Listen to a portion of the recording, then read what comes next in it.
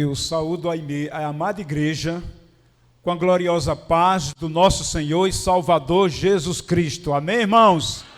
Amém. A Ele, somente a Ele, a honra, a glória, o louvor e toda a adoração. Mas eu quero, nesta hora, eu vim aqui para trazer uma temática, falar para as famílias. E eu me sinto muito à vontade, já que eu fui resgatado no Ministério de Famílias, né? E eu fico aqui pensando, há esses anos que eu falei aqui, que eu vim para esse encontro, o que eu estaria fazendo no dia de hoje, lá na minha cidade. Lívia sabe, ela está ali pensando. E como Deus, que Ele continua fazendo milagres. E eu vejo a minha vida como um milagre. Jamais imaginei estar aqui hoje. Nem sabia na minha vida que existia Primeira Igreja Batista, nem Igreja Batista em Aracaju, nada disso. E hoje eu estou aqui para ministrar a palavra. Então, eu, assim, na minha simplicidade, na minha vida, eu quero dizer que é um privilégio, uma alegria muito grande estar aqui hoje. Que você possa abrir o seu coração para ouvir esta palavra. O tema que Deus colocou no meu coração. Cuide bem da sua família. Amém? Cuide bem da sua família. E o texto que eu quero compartilhar com todos nesta hora, eu não sei se os irmãos aí têm a NVT, se tiver, eu gostaria, se possível, a nova versão transformadora, Deuteronômio capítulo 6, do verso 4 ao verso 13. Vamos ficar de pé, queridos, em reverência à leitura da palavra do nosso Deus. NVT, se possível. Se não tiver, também a gente pode ver na NVI, mas se tiver, eu gostaria na NVT.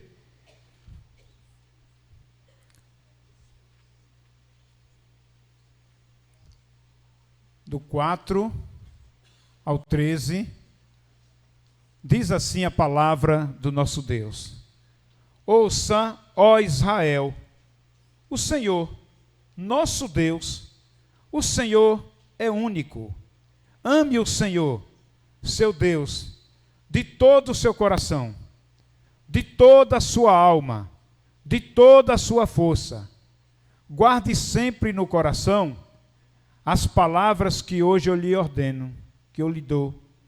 Repita-as com frequência a seus filhos. Converse a respeito delas quando estiver em casa e quando estiver caminhando, quando se deitar e quando se levantar. Amarre-as às mãos e prenda-as à testa como lembrança. Escreva-as nos batentes das portas de sua casa e em seus portões. Em breve, o Senhor seu Deus os conduzirá à terra que ele jurou dar aos seus antepassados, Abraão, Isaque e Jacó. É uma terra com cidades grandes e prósperas que vocês não construíram. As casas estarão cheias de bens que vocês não produziram.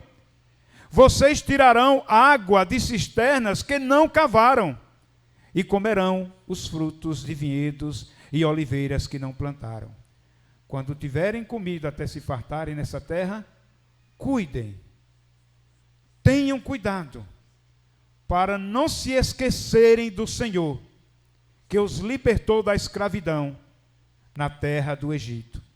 Temam o Senhor seu Deus e sirvam-no. Quando fizerem um juramento, jurem somente pelo nome dele. Amém? Senhor, nós te louvamos por tudo que já aconteceu aqui nesta manhã. E agradecemos ao Senhor por esse texto da tua palavra. Em nome de Jesus, que o Senhor me dê sabedoria nesta hora, para ministrá-la de forma tal que todos saiam daqui nesta manhã, entendendo o que foi falado aqui, o que foi propagado aqui neste lugar, e que o Espírito Santo do Senhor venha me capacitar mais e mais, para que, ó Pai, eu possa falar assim com sabedoria, com autoridade e com ousadia, no nome de Jesus, é que eu oro e eu agradeço nesta hora. Amém e amém. Pode sentar, queridos.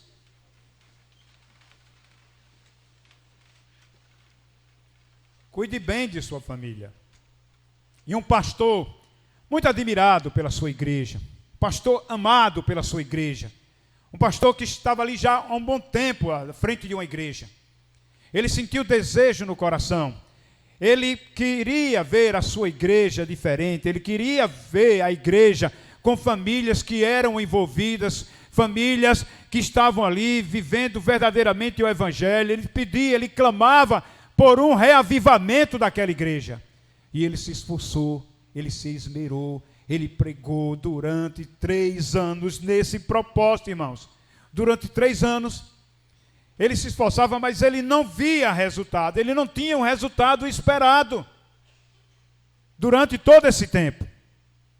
E ele um dia entrou no seu gabinete e ele implorou, ele clamou a Deus que mandasse um reavivamento, um despertamento para aquela igreja, para as famílias daquela igreja. E, meus irmãos, a resposta divina dele veio de forma imediata, como se Deus falasse aos seus ouvidos: você está trabalhando no lugar errado. Se quiser que haja um reavivamento, comece nos lares, comece nas famílias, invista nas famílias. Foi essa a resposta divina que ele ouviu da parte de Deus quando ele clamou. E realmente, irmãos, o coração da sociedade, o coração de uma nação, o coração de uma igreja é o lar, é a família. E Deus, ele deseja que os lares, que os nossos lares sejam um pedacinho do céu aqui na terra. Esse é o desejo de Deus, que os nossos lares eles sejam diferentes. Mas como isso, pastor? Como é que a gente vai alcançar isso? Como é que a gente vai chegar nesse padrão? Como é que isso vai se tornar realidade? Quando apenas as famílias restaurarem o altar do Senhor. Amém, irmãos? Sabe o que é restaurar o altar do Senhor? Não é construir nada, não. Não é construir nada dentro de casa, não. Mas é culto doméstico, leitura da palavra, oração, vida devocional. Meus irmãos, eu tenho clamado, e é uma preocupação muito grande de nós pastores hoje. E eu creio que é uma preocupação geral da igreja. Nós estamos vivendo tempos difíceis. E se a gente não cuidar bem da nossa família, se a gente não procurar blindar a nossa família, eu fico preocupado, meu Deus, o que é que vai ser dos meus netos? Que eu nem falei sobre eles, né? Não falei sobre os meus netos, mas no final eu falo sobre os meus netos. Quantos netos já tenho hoje? O que é que vai ser dessa geração que está chegando? O que é que vai ser desses meninos, dessas meninas nessas escolas, nessas faculdades, pelo andar da carruagem, como a coisa está se encaminhando? E por isso nós devemos cuidar bem das nossas famílias. Em primeiro lugar, como? Fazer o quê? Vamos obedecer o conselho deixado por Jesus, irmãos. Um texto que a gente lê, a gente bate tanto, Mateus 6,33, né? Antes você vai ver o contexto, diz lá que você não se preocupe com aquilo que vai se vestir, não fique preocupado com aquilo que vai comer. Aí faz o exemplo do lírio que se veste tão bonito, das aves dos céus que não semeiam e tem comida e Deus cuida, e Deus vai cuidar de nós. E Jesus chega no 33, ele diz: busque em primeiro lugar o meu reino e a justiça, o reino de Deus e a sua justiça, e as demais coisas, todas essas coisas vos serão acrescentadas. Irmãos, eu quero fazer um exercício com vocês aqui nesta manhã. O que é que você acha que deve ser prioridade na vida de um cristão? Buscar em primeiro lugar o reino de Deus? Então o que é que deve ser prioridade na vida de um cristão? Qual seria essa ordem? Se a gente pudesse, aqui eu vou colocar essa ordem para que vocês me ajudem nesse sentido. Eu vou dar uma ordem aqui e depois nós vamos arrumar essa ordem, certo? Posso contar com vocês, igreja? Posso contar? Então vamos pela ordem. Vou citar 5 aqui. Eu vou dizer primeiro: família, Deus, igreja, trabalho e a famosa rede social, internet. Ok? Se você pudesse colocar isso aqui, essas coisas em ordem de prioridade, qual seria a sua ordem? E provavelmente, eu já sei a resposta de todos vocês. Primeiro lugar, Deus. Lindo. Segundo. Terceiro. Quarto. Trabalho. Muito bem. E quinto. Lindo. Maravilha. Agora pense e reflitam. Quanto tempo você passa por dia com cada uma dessas coisas? Quanto tempo você passa? É prioridade? Quanto tempo você passa por dia com cada uma dessas coisas que foi arrumada aqui de primeiro ao quinto lugar? Meus irmãos, se a gente for olhar, se a gente for pensar bem, essa ordem está totalmente invertida. Eu posso dizer que ela está de cabeça para baixo. Eu não tenho nenhuma dúvida quanto a isso. Eu tenho observado, eu tenho família, eu vivo nesse contexto. Eu tenho filhos, eu tenho netos, a igreja, eu vou em casa de irmãos. A gente conhece a situação. E se a gente for olhar, né, possivelmente essa sequência vai estar invertida de cabeça para baixo. Isso demonstra que nós somos muito bons em teoria. Somos maravilhosos. Na teoria nós somos bons. Mas somos ruins na prática. A gente ensina isso, falamos, devemos colocar Deus em primeiro lugar, ensinamos aos nossos filhos, falamos da igreja, dizemos ali em nossa casa, dentro da nossa casa, mas não vivemos essa verdade, igreja. Não vivemos essa verdade. A realidade está aí. Não vivemos essa verdade. Por isso que talvez a família se encontre dessa forma. Talvez por isso que a igreja ela está tão fragilizada. Por isso que as pessoas zombam aí do que está acontecendo no nosso meio evangélico. Com algumas lideranças, alguns pastores, formas de cultos que estão sendo pregadas por aí, palavras que estão ditas por aí, profecias que estão sendo ditas por aí. Uma família bem ordenada, uma família bem disciplinada, fala a favor do cristianismo, mais do que todos os sermões que possam ser empregados. Uma família que for bem organizada. Eu sempre digo, o pastor Paulo Sérgio, os colegas pastores aqui também, a parte mais importante aqui dessa mensagem agora, a parte mais importante aqui, é a vida do pregador. É a vida de quem está pregando.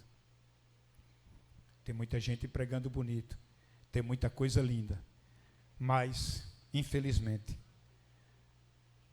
a gente sabe que na prática isso não é verdade. Então, obedeça o conselho deixado por Jesus. Qual é a prioridade na sua família?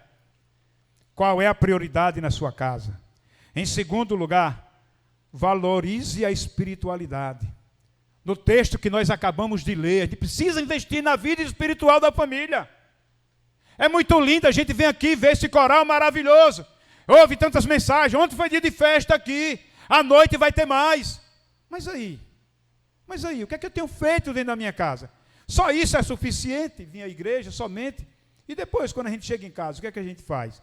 E no texto que nós lemos de Deuteronômio, temos uma instrução divina, né, falando do zelo que a família deve ter na preservação a Deus, para não se esquecer, não se esqueçam, tenham cuidado quando vocês andarem, vocês estiverem lá, não se esqueça desse Deus maravilhoso. A palavra que nós lemos, eu vou repetir o verso 6 e 7. Guarde sempre no seu coração as palavras que hoje eu lhe dou. Repita-as com frequência a seus filhos. Converse a respeito delas quando estiver em casa e quando estiver caminhando, quando se deitar e quando se levantar. Meus irmãos, a família ela precisa ser um instrumento de Deus para a preservação de princípios e crescimento espiritual dos seus membros. A família, meus irmãos. Mas só que a família, ela está sendo atacada por aqueles que deveriam protegê-la. A família está sendo atacada. Os que fazem as leis, os governantes, a mídia, os formadores de opinião. em vez de fazer uma campanha em favor da família, estão levantando as suas bandeiras contra a família, querendo desconstruir a família, inversão de valores, querem confundir os papéis. É lamentável que aqueles que governam, que aqueles que criam leis, aqueles que julgam, não manifestam qualquer compromisso em defender os valores cristãos. Vocês têm acompanhado. A rede social está aí, que tanto a gente tem usado. Vocês têm acompanhado a questão da DPF 442, que um partido ingressou ao Supremo para dizer que isso é anticonstitucional, essa proteção à lei, à criança, o aborto, e querem declarar que o Brasil possa ser liberar para que faça o aborto no Brasil. Infelizmente, uma ministra já que compõe esse Supremo já deu o voto favorável, foi suspenso, pediram revisão e agora volta quando foi em plenário. E havendo manifestação já das igrejas evangélicas, a própria CNBB está se levantando, porque isso é um absurdo. Dizer que uma criança com 3 meses gerou já é uma vida, meus irmãos. Uma criança com 3 meses, eu sei que aqui tem médico, estou vendo ali o doutor Sidney, mas diz os estudiosos e a medicina que ele já tem impressão digital. Eu, quando a minha esposa, grávida, que a gente ia para ultrassom, no início, já ouvia pum, pum, pum, pum, coisa incrível, coisa linda. Agora, uma mulher tomar uma decisão dessa, aquela mulher tem filho? Eu não sei se ela tem neto. Eu só sei que ela vai pagar caro. E esses que forem na mesma onda dela também. Infelizmente, muitas vezes, dentro das nossas igrejas, tem pessoas, calma pastor, o senhor está sendo radical, o seu discurso está sendo... Já viu quando você vai pregar a Bíblia hoje, é um discurso de ódio? Interessante, hoje pregar a Bíblia é um discurso de ódio. Eu continuarei pregando a palavra, a Bíblia, doa o que doer, não vou temer a nada. Eu continuarei, eu já disse na minha igreja, eu falo algumas coisas lá, eu digo, olha, eu posso ser preso. Eu não quero ser preso como bandido, manhoso, caloteiro, mas ser preso por pregar a palavra, estou aqui para pregar a palavra. Doa quem doer. A igreja precisa se levantar. Cadê os profetas dos dias atuais? Agora, quando um colega fala tudo, eu já ouvi dentro da própria igreja criticando. Está vendo? Está vendo, pastor Quinca? Foi falar, eu disse para você se calar. Não, tem que falar, tem que pregar. Então, meus irmãos, diante de tudo isso, se a casa ela não for provedora de espiritualidade, o mundo não vai oferecer isso para a nossa família, para os nossos filhos. O mundo trabalha ao contrário para destruir a nossa família. Então, pais, vocês que estão aqui, homens e mães também, nós temos essa responsabilidade de orientar espiritualmente os nossos filhos. Por isso nós precisamos ter vida de oração. Oração precisa ser uma prática dentro da nossa casa, um estilo de vida, um momento de leitura da palavra, de valorizar o culto doméstico, valorizar a igreja como instituição divina. E muitos pais prejudicam às vezes os filhos, porque às vezes tem muitos filhos que se desviam, porque tem muitos pais que chegam em casa, quando está no momento da mesa, numa sala, recebe uma visita, ou no momento ali de um café, de um almoço, começa a falar mal da igreja, começa a falar mal de pastor, começa a falar mal da sua liderança. Isso é um veneno mortal para os nossos filhos, para aqueles que estão começando a caminhar na fé. Não faça isso. Esse tipo, que ele aprenda a valorizar a igreja como instituição divina, o melhor lugar para estar, em família, ensine, coloque isso na mente e nos corações deles.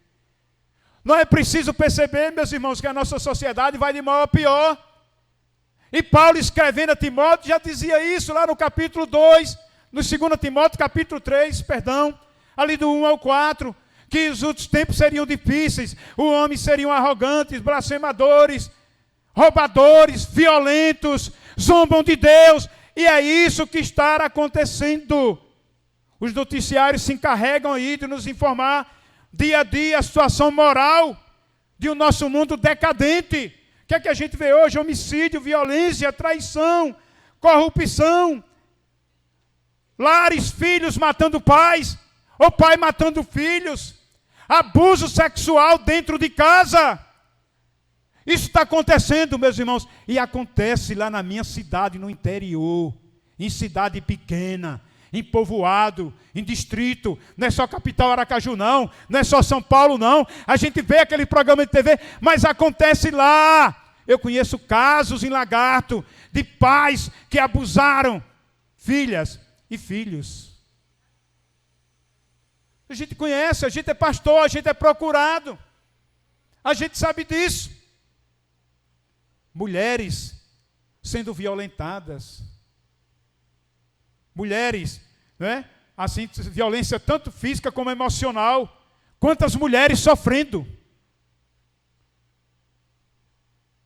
Mulheres, inclusive, que estão dentro das nossas igrejas. Homens que pregam lindo para casamento, celebram casamento. Mas coitada daquela mulher, se alguém pudesse ouvi-la, se ela tivesse liberdade de falar tudo o que ela pensa do seu marido. Mas vez por outra isso vem à tona. Isso vem à tona. Crianças recém-nascidas sendo abandonadas, jogadas nas latas de lixo. A gente está vendo isso sempre. Por que a sociedade está assim? E aí, permita-me dar uma resposta óbvia, não é? Por que está assim a sociedade? Porque as famílias estão em crise. E se as famílias estão em crise, a sociedade está dessa forma. Salmo 127, verso 1. Se o Senhor não edificar a casa, em vão trabalham os que a edificam.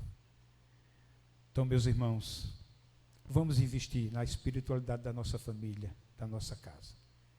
Depois, em terceiro lugar, obediência à liderança.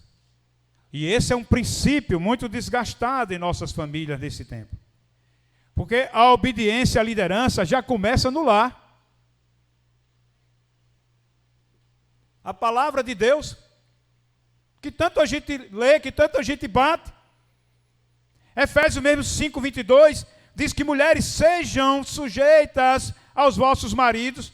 Mas no 25 diz: marido, amai vossa mulher, como também Cristo amou a igreja, e a si mesmo se entregou por ela. Veja que a questão de liderança é reciprocidade. Mulher ser submissa ao seu marido, marido ame e cuide, tá, da sua esposa. E depois, quando chega lá no capítulo 6, diz: vós, filhos, sede obedientes aos vossos pais no mundo do Senhor. Honre o seu pai, a sua mãe, que é o primeiro mandamento com promessa. E pais, não provoque os vossos filhos a ira, mas criai-os na disciplina e ensinamento e instrução, a demonstração do Senhor. Assim diz a palavra. Agora, pais que não se dão respeito. Pais que não gastam tempo com os filhos, não exercem uma autoridade com amor, não disciplinam os filhos com compaixão, que se tornam verdadeiras marionetes, irmãos. Por isso que nós temos uma geração fragilizada. Desculpe até algumas palavras que eu posso até usar aqui. Por isso nós temos hoje uma geração de meninos, uns homens, quando casa parece um bando de frouxo. Tudo fragilizado, não sabe fazer nada, papai e mamãe, tudo de mão beijada, não foi disciplinado. É uns homens parecendo Nutella, estão precisando de homem raiz. É uns homens tudo com as modas, uns negocinhos apertadinhos, tudo tal. Pelo amor de Deus, você é homem, rapaz. Davi disse para Salomão: seja homem. Já no final da vida, seja homem. Ensina isso para os filhos, ser homem. Ensina os valores, correção. É umas meninas que não sabem fazer nada, só brinca de boneca, agora é maquiagem, batom. Se bem que hoje a rede social quase não deixa mais isso, né? Porque hoje a gente já vê os meninos com 5, 6 anos, cada um com o seu aparelho. E tem, inclusive, eu conheço uma criança lá de 8 anos, já tem Instagram, está lá a página fulano de tal, com Instagram. Eu sou meio desligado disso aí, mas eu acompanho algumas coisas. O pastor precisa estar ligado, viu? Para saber o que é que os membros, as ovelhas estão fazendo. Então, de vez por outra, eu estou acompanhando. Então, as meninas que casam não sabem nada. Não aprendeu nada. Às vezes vai botar uma água no fogo para fazer um café, queima a água. Não aprendeu. Queima a água. Aí qualquer dificuldade, pronto. Assim, por isso nós estamos vendo hoje um alto índice de divórcio. Não foram preparados para isso. Não foram disciplinados. Eu digo sempre, olha, é melhor usar a vara em casa do que deixar que os filhos apanhem na vida. Porque em casa a disciplina é com amor. Por isso que eu gosto de um texto que está em Provérbios 13, 24. O que retém a vara aborrece o seu filho, mas aquele que o ama, cedo o disciplina. Meus irmãos, a gente vê hoje aí os meninos batendo professores. E tem pais que se o professor olhar um pouco atravessado, aí vai lá, vai abrir processo, aquela coisa toda, porque chegou, mandou um recado, e dando bem asa, bem corda. Criança que não respeita os pais em casa, elas não vão respeitar diretores de escola. Elas não vão respeitar a autoridade, seja eclesiástica ou outra autoridade, elas não vão respeitar. Ela não se submete a nenhuma autoridade. Ela pode ser religiosa ou política, ela não vai se submeter. Deve haver respeito entre os cônjuges em casa. Deve haver respeito dos pais para com os filhos e destes para com os seus pais. Tem que haver esse respeito. Tem que haver. Eu não ia fazer uma ilustração aqui não, pastor Paulo Sérgio, mas eu vou fazer. Eu estava relutando desde o começo, faço ou não faço? Faço ou não faço? Cláudia, é transmitido? Que transmitido, Quinca, mas eu já fiz em outros lugares. E eu vou fazer. Permita-me. Vou usar aqui uma ilustração. Um pastor, um dia recebeu um recado do diretor da escola. Olha, o diretor quer falar com o senhor. E ele tinha um filho na escola, o nome do menino era Fernandinho. O diretor quer falar comigo? Aí ele ficou, olha, deve ser alguma coisa sobre o meu filho, sobre o Fernandinho. E aí ele foi, chegou na direção, pois não, seu diretor, o senhor é o pai do Fernandinho? Sou eu, diretor, o pai do Fernandinho, e ele pastor. Aí disse, pois não, senhor diretor, o senhor é o pai do Fernandinho? O que é que está acontecendo com o Fernandinho, seu diretor? Fernandinho, seu filho é um terrorista. Para quem não entende, né, ele disse assim, parece até uma reencarnação de Osama Bin Laden. Seu filho está destruindo a escola. Seu filho não respeita professor. Está levando os colegas para o mau caminho. Vira as cadeiras. Não ouve a aula. Fica gritando na sala. Quebra bebedouro. Olha, pai, ele vai para casa. Ele está suspenso por uns dias, 15 dias. E ele só vai voltar depois que o senhor o levar a uma psicóloga. Era uma mulher que ele conhecia, uma psicóloga. O senhor vai levar essa psicóloga. Depois de umas 10 sessões, aí o senhor vai trazer o Fernandinho. É mesmo, seu diretor? O senhor vai levar a sessão da psicóloga. E ele chegou em casa. Quando ele chegou em casa, Fernandinho, o que foi, papai? Eu não fiz nada não, viu? Não fiz nada não. Fernandinho, vem aqui, meu filho. Eu fui lá, o diretor falou isso. Não, pai, foi de você. E ele disse que eu tinha que passar... Tem psicólogo por aqui? Tem. Eu não estou aqui instigando a violência, não. Nem estou desmerecendo, que eu tenho um sonho ainda de fazer psicologia, viu? Tá bom? Vou amenizar. Eu tenho um sonho, viu? Eu ser um pastor, também ser um psicólogo. Aí ela disse, Fernandinho, que você vai passar por 10 sessões de psicóloga. Vamos começar a primeira aqui agora, ó. Chulapada na partinha fofa aqui. Não deixando marca nem violência. Eu sou contra. Se algum filho for violentado, procure o conselho tutelar e denuncie a figura paterna. Procure o pastor primeiro. Pronto. Eu vou dizer uma coisa para vocês. Lívia sabe do que eu estou falando. Mas e na minha infância, na minha juventude, nós passamos muita dificuldade na minha casa, 8 irmãos. Praticamente não passamos fome porque pessoas nos socorriam. Faltava feijão, faltava carne, faltava arroz. Macarrão era de 8 em 8 dias. Mas eu digo uma coisa para vocês. A sessão com a psicóloga, às vezes 3 vezes por semana tinha. Isso não faltava. E por isso eu estou aqui hoje pregando a palavra. Porque eu passei por essas sessões. O menino volta. Pouco tempo, o diretor manda um recado de novo. Ele disse, meu Deus, o que foi que Fernandinho fez? Senhor diretor, o que foi que Fernandinho fez? Me diga aí, seu diretor. Seu pastor, Fernandinho está uma bênção. Venha ver aqui, olha ele lá com os alunos lá, olha, estudando a Bíblia. Se alguém risca as paredes, ele vem e limpa, chama a professora, ajuda a professora, distribui os materiais. Ah, pastor, seu filho está uma bênção aqui. Uma bênção. Fernandinho mudou completamente. Faça um favor para mim. Me dê o endereço dessa psicóloga. Onde é o endereço dessa psicóloga? Pediu o endereço da psicóloga. Ô, irmãos, por isso que a gente vê menino batendo na cara de professor. Por isso que a gente vê menino batendo na cara de pai e de mãe. Porque eles acham que nós somos empregados. É um material que eu vi sobre a floresta encantada dos macacos. Eles já têm a pessoa como quem tivesse a obrigação de dar comida para eles. Senão eles vão e roubam celulares e pertences e ficam zombando das pessoas. E lá ninguém pode mexer com o macaco na terra sagrada. Bem assim os filhos pensam.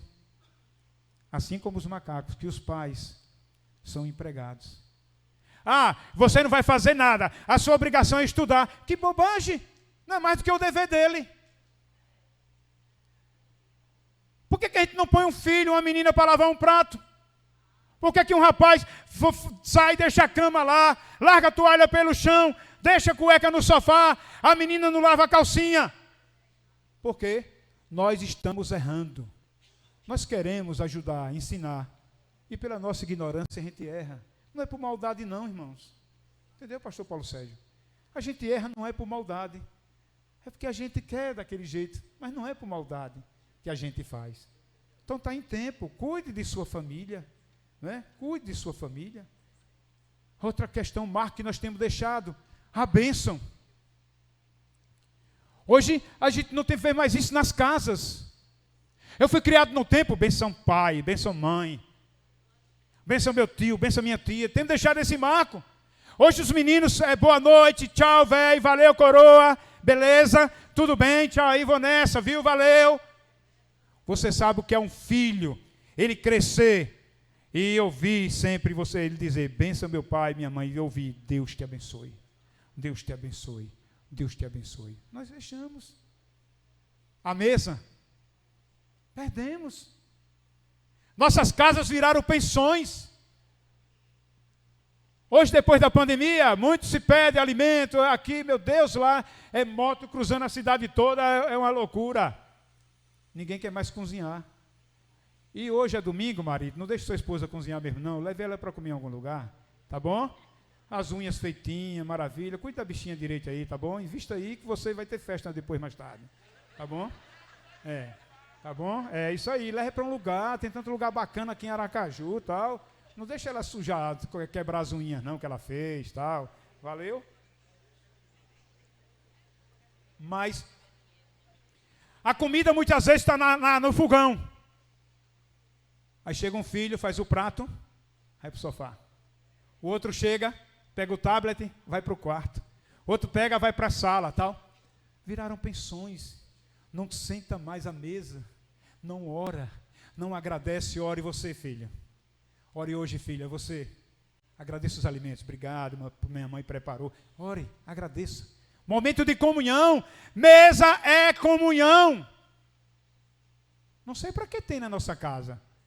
Para arrumar, para decorar. E tem gente que decora que não pode tocar, né? Não vai para aquela mesa. Não é? Engraçado, quando a gente está em família, é muito engraçado. Os copos a gente pega os piores, com as beiras ruídas, a xícara sem asa, não é? Os garfos tortos. Agora, se chegar pastor Cláudio e Núbia, e Paulo Sérgio e Sônia, aí pega aqueles pratos quadrados, branco, né?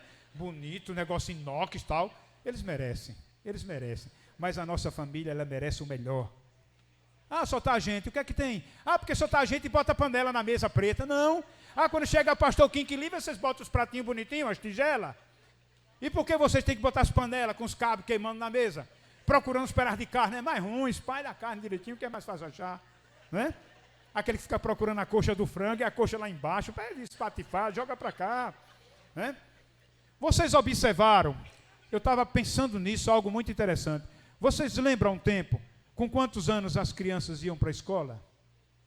Quem lembra? Eu não sou tão velho assim não, se bem que esse ano eu fiquei mais sexagenário. Eu vou fazer 61 agora em dezembro já, graças a Deus. Já tenho o meu cartão de idoso, já paro o meu carro na vaga de idoso, foi no outro dia, celebração no domingo, dia 18, na igreja. No outro dia, 8 horas, fui deixar a Lívia no trabalho, passei no órgão, já tirei uma foto, mandei. Aí o pessoal da igreja, pastor, o senhor não é brincadeira, meu cartão de idoso. Quando eu subi que vou na praça, eu me virando para estacionar, quando eu olhei, desacostumado ainda, olha uma vaga de idoso, eu digo, eu posso parar. Aí parei no idoso, desci, né? Tal, e ficaram as pessoas olhando, e eu peguei meu cartão, fui plastificar. Agora eu boto lá na frente. Então, com quantos anos as crianças entravam na escola? 7 anos, muito bem, 6, 7. E hoje estão indo com quantos anos? 2 anos, 3 anos. Segundo os estudiosos, a personalidade da criança ela é formada dos 2 aos 7 anos. Estou certo? Alguém contesta aí? Me ajude. A pedagoga, muito bem, olha, me ajudou. Obrigado, minha irmã, valeu. Então, o que é que acontece? Começaram a perceber? Não. Para a gente lutar com esses que já estão com a cabeça mais dura, é mais difícil. Se bem que tem alguns teimosos às vezes, né? Então vamos investir agora nessa faixa de idade. E aí os nossos filhos estão indo com os 2 anos, 3 anos para as escolas. Lindo. E aí, nós sabemos que os professores têm as suas ideologias. Pouquíssimos são comprometidos com o reino, com a palavra de Deus. E a desgraça, a palavra essa, está sendo feita aí. Por isso que está essa bagaceira no mundo aí. Vocês estão entendendo? Aí a gente não faz nada em casa. Nós estamos terceirizando a educação dos nossos filhos. A gente joga para o pastor resolver. A gente joga para o diretor da escola resolver. Meus irmãos, sem Deus o nosso lar está fadado ao fracasso. E outro ponto é priorizando os relacionamentos. Vivemos numa ciranda imensa, correndo atrás de coisas. Meu tempo já foi. Muitas pessoas acordam cedo e vão dormir tarde, comendo penosamente o pão que de cada dia, como diz a palavra. Pensam que se tiverem mais coisas serão felizes. Sacrificam relacionamentos para adquirirem coisas. Mas eu quero dizer para você que pessoas valem mais do que coisas. Relacionamento é mais importante. Há pessoas que infelizmente têm mais cuidado com o carro, ter mais cuidado com seus objetos pessoais do que com a própria família. Valorizam mais isso do que os membros da família. Relacionamentos são mais importantes do que riquezas materiais. É melhor ter uma casa humilde, onde reina a harmonia e a paz, do que viver num palacete, irmãos, onde predomina a intriga, a briga, a contenda. Eu quero ter em paz, eu quero estar em paz. Por isso que eu sempre dou exemplo daquele homem que mora lá no pé da serra. Você vê quando ele diz, eu tenho 80 anos, parece que o cabra tem 60. Por quê? Porque ele dorme cedo, ele bota a cabeça no travesseiro, ele dorme, ele não tomou dinheiro emprestado, o almoço dele é no horário, ele não está correndo para banco, ele não está preocupado com Pix, ele cria umas galinhazinhas no quintal, tem as verduras no quintal, vai para a feira só para pegar, como diz no interior, a mistura. Mas ele tem paz. De manhã, um cheirinho do cuscuz, o café feito naquelas latas, naqueles bules antigos, coador de pano, coisa maravilhosa saindo pela chaminé. A gente aqui está se acabando, a gente paga um preço altíssimo por essa tecnologia que a gente tem. E casas que não têm paz. Conheço pessoas riquíssimas lá. Conheço casa que tem piscina. Eu digo, Olívia, se aquela piscina fosse nossa, para a gente levar os irmãos da igreja domingo de manhã, fazer um churrasco federal, e eu gosto de assar carne, né? Eu pego, vou para a churrasqueira, eu asso ali, a picanha, o filé, a gente se vira ali, gosto demais. Ô, pastor, ficou no ponto, churrasqueiro, cadê a carne? Está chegando, tenha calma. Pastor, você não está comendo não? Não come o quê? Quem é um churrasqueiro que não come? O churrasqueiro fica ali, pastor Paulo, pastor, você não está comendo não? Tu é mesmo, vou comer daqui a pouco, não se preocupe não. a barriga já está pronta já, né? Então, é assim, irmãos, uma casa assim do que intriga, para que adianta? Aí eu vejo essas casas de pessoas que nunca entram nessa piscina, não tem prazer. Conheço famílias, uma família em Lagarto mesmo, que tem um filho, causou tanto problema, que está preso, e os pais não têm prazer, um palacete.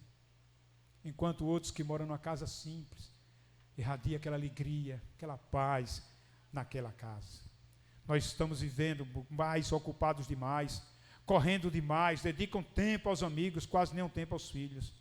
E filho, como diz a palavra no Salmo 127:3, foi falado aqui hoje, filho é herança do Senhor. Só que nós temos terceirizado a educação dos nossos filhos. Filho é herança do Senhor. Se a herança é Deus que nos deu, se Deus nos deu, Ele está dizendo, olha, vocês serão os mordomos. Eu digo meus filhos de uma forma carinhosa, mas os filhos não são nossos. Deus nos dá a honra, o privilégio de gerar. É Deus usando um homem e uma mulher e gera o filho. Mas só que Deus diz, olha, cuide, é minha herança. Mas depois Deus vai querer. E aí nós vamos ter que prestar contas desses filhos, como é que nós o criamos. A gente precisa orar pelo nosso filho, precisa orar pelo trabalho dele, pelos estudos, pelas amizades nas escolas, orar pelos relacionamentos. Precisam gastar esse tempo com os nossos filhos. John Piper, ele disse algo muito interessante. Ele disse que na prestação de contas, a rede social vai mostrar que falta de oração não foi por falta de tempo. Entenderam? Na prestação de contas, a rede social vai mostrar que falta de oração não foi por falta de tempo. Nossos filhos são o maior tesouro. Eles são herança de Deus. E chegando para o final, quero concluir dizendo para vocês, quando a gente fala em cuide da sua família, que a família, o primeiro alvo de Satanás foi a família. O primeiro homicídio na Bíblia foi um irmão contra o outro. Davi, o seu maior inimigo, não foi Golias, mas foi as lutas travadas dentro da sua família. A função do diabo, irmãos, é mentir, é enganar, é tornar o bom em ruim, o ruim em bom. A gente vê hoje algumas questões de festas, programas, amizades, envolvimentos, brincadeiras, que muitas vezes parecem assim ser tão ingênuos e sem complicações, mas muitas vezes são agências de Satanás para afastar, para minar e fazer com que gente criada na igreja hoje esteja fora da igreja, esteja no mundo comprometido com o pecado, esteja no mundo comprometida com as coisas desta vida. Hoje, quando um filho chega e diz, pai, mãe, eu fui aprovado para a faculdade, vou fazer isso ou aquilo, a gente não sabe se celebra ou se dá uma tristeza muito grande. Porque muitos têm entrado nas faculdades e com poucos dias têm saído como incrédulos e ateus, dizendo que não existe Deus. E casos que eu sei de um filho que foi para a faculdade, viajou, faculdade fora, de lá com 2 meses, ele liga para a mãe e diz, mãe, eu agora me descobri, eu gosto de menino. Ou uma filha também dizer que gosta da pessoa do mesmo sexo. A gente cria um filho, 15, 16, 17 anos dentro de casa, gastando tempo, trazendo a igreja, orando. Ele vai para a faculdade, com 2, 3 meses, ele chega com tudo aquilo desconstruído. Então, meus irmãos, é preciso valorizar a família como projeto de Deus. Samitipe, ele disse, quem ama, cuida. Samitipe disse isso. Não existe família perdida para Deus. Não existe. Não existe. Existe família que ainda não conhece Deus. Então, cuide bem da sua família. Faça da igreja o segundo lar da sua família. Porque a única instituição que trabalha em favor da família é a igreja.